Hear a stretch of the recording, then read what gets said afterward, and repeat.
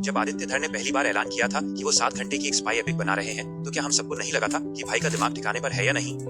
2 हिस्सों में रिलीज होने वाली इस फिल्म को लेकर पूरी दुनिया डाउट में थी, लेकिन आज 2026 में खड़े होकर जब हम पीछे मुड़कर देखते हैं तो धुरंधर सिर्फ एक फिल्म नहीं लगती, ये वो सिनेमाई सुनामी है जिसने बॉलीवुड की किसी पिटी लकीरों को हमेशा के लिए मिटा दिया है। अगर आपने अब तक पार्ट 1 नहीं देखा है तो बॉस, आप कौन से पाषाण युग में जी रहे हो?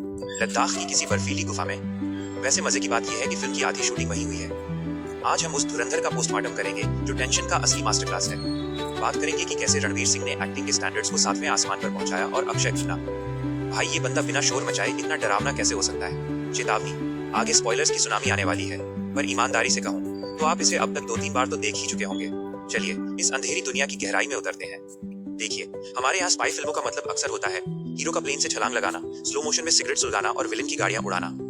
लेकिन धुरंधर इन मसाला फिल्मों से मीलों दूर हकीकत के बहुत करीब है। ये कहानी है कराची के लियारी इलाके के उस खूंखार अंडरवर्ल्ड की, जहां परिंदा भी पर मारने से पहले अपनी मौत की दुआ मांगता है। रणवीर सिंह यहाँ हमजा अली मजारी के भेष में है, लेकिन रूह से वो है जसकीरत सिंह रंगी। वो कोई सुपर हीरो नहीं बल्कि एक परछाई है। उसे वहाँ किसी को खत्म करने नहीं बल्कि सिस्टम की जड़ों में दीमक की तरह घुसने यानी इन्फिल्ट्रेट करने के लिए भेजा गया है। फिल्म का पहला आधा हिस्सा साइकोलॉजिकल वॉरफेयर का एक जीता जागता सबक है। आदित्य धर ने 1999 के विमान अपहरण से लेकर 2008 की उन काली रातों तक की वो परतें उधेड़ी हैं जो इतिहास की किताबों से भी गायब थी। फिल्म भारी है, हिंसक है और राजनीति पर इतनी बेबाक कि थिएटर में बैठे बैठे आपको पसीना आ जाएगा। यहाँ छाती पीटने वाला राष्ट्रवाद नहीं है, बल्कि वो खामोश कुर्बानी है जहाँ एक जासूस अपनी पहचान, अपना वजूद और अपनी रूह तक को मुल्क के नाम कर देता है। अब बात करते हैं उस जादू की जिसने इस फिल्म को कल्ट बनाया, एक्टिंग। रणवीर सिंह, बॉस, खिलजी और बाजीराव के शोर को भूल जाइए। हमजा के किरदार में रणवीर ने जो ठहराव और खौफ दिखाया है वो रोंगटे खड़े कर देने वाला है। वो चिल्लाता नहीं है, उसकी आंखें चीखती हैं।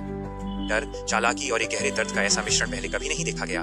लेकिन असली शो स्टेलर अक्षय खन्ना। रहमान डकैत के रूप में अक्षय ने साबित कर दिया कि विलन बनने के लिए गला फाड़ने की जरूरत नहीं होती। वो इतना शांत है कि उसकी चुप्पी से डर लगने लगता है। हमजा और रहमान के बीच के सीन किसी हाई स्टेक शतरंज के खेल जैसे हैं। दोनों चेहरे पर मुस्कान सजाए बैठे हैं, पर मेज के नीचे दोनों की उंगलियां मौत के ट्रिगर पर टिकी हैं। और बीच में आर माधवन, अजय सान्याल के रोल में वो एक मजबूत लंगर की तरह है। जब फिल्म का माहौल बहुत ज्यादा डार्क होता है तब माधवन की मौजूदगी हमें यकीन दिलाती है कि सब कुछ कंट्रोल में है। अब एक ऐसा फैक्ट सुनिए जो आपका दिमाग हिला देगा। फिल्म देखकर आपको लगेगा कि आप कराची की मिट्टी में सांस ले रहे हैं, लेकिन हकीकत ये है कि वो 80% गलियां मुंबई और पंजाब के स्टूडियो में खड़े किए गए सेट थे। और वो बलूचिस्तान के बंजर खतरनाक पहाड़, भाई वो हमारा अपना लद्दाख है। सिनेमेटोग्राफर विकास नौलखा ने लद्दाख को ऐसे फिल्माया है कि धूल, पसीना और गर्मी आपके स्क्रीन से बाहर महसूस होती है। साथ ही शाश्वत सचदेव का वो रूहानी बैकग्राउंड स्कोर, उफ, वो आपको इंस्ट्रक्ट नहीं करता कि कब रोना है। वो बस आपके सीने में एक ऐसी बेचैनी बो देता है जो फिल्म खत्म होने के बाद भी कई दिनों तक पीछा नहीं छोड़ती। पर देखो यार, तारीफ अपनी जगह, लेकिन क्या ये फिल्म परफेक्ट है? बिल्कुल नहीं।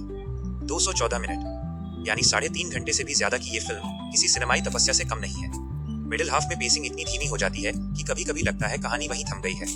आदित्य धर ने इसे चैप्टर्स में बांटा है जो कहीं कहीं थोड़े दिखावटी और ओवर स्मार्ट महसूस होते हैं। एक और चुभने वाली बात, महिला किरदारों का कम इस्तेमाल। सारा अर्जुन और सौम्या टंडन जैसी उम्दा एक्ट्रेसेस होने के बावजूद उनके हिस्से में सिर्फ फिक्र और बेबसी आई।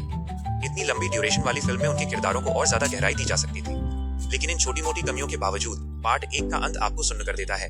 जिस दहला देने वाले मोड़ पर कहानी को छोड़ा गया उसी का नतीजा था कि धुरंधर द रिवेंज यानी पार्ट 2 ने इंडियन सिनेमा के इतिहास के पन्ने फाड़ दिए। इस फिल्म ने दुनिया को ये मैसेज दिया कि अगर कहानी में दम हो तो हिंदुस्तान का दर्शक 3.5 घंटे तक अपनी पलकें झपकाना भी भूल सकता है। ये मैच्योर और डार्क सिनेमा की सबसे बड़ी जीत है। तो दोस्तों, आपके हिसाब से इस जंग में कौन जीता, रणवीर की मासूमियत या अक्षय की हैवानियत? और वो जो एंडिंग ट्विस्ट था, क्या आप उसे पहले से भांप पाए थे? अपनी थ्योरीज कमेंट्स में लिखो, मैं हर दिलचस्प कमेंट का रिप्लाई करूंगा।